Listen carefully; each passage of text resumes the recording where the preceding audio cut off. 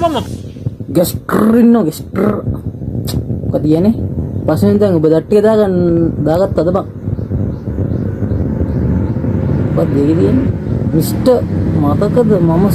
පස්සෙන් වගේ හැම වැඩකටම chat gpt ඕකේ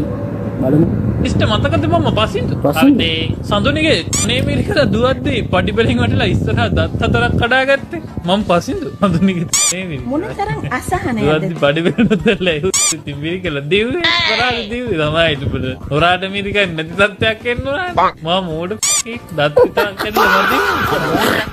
මිස්ටර් මතකද මම පසින්දු ඒකට මම සෙට් කරන්න දෙයක් නෑ ගැස්ටර් රියැක්ට් කරයි යා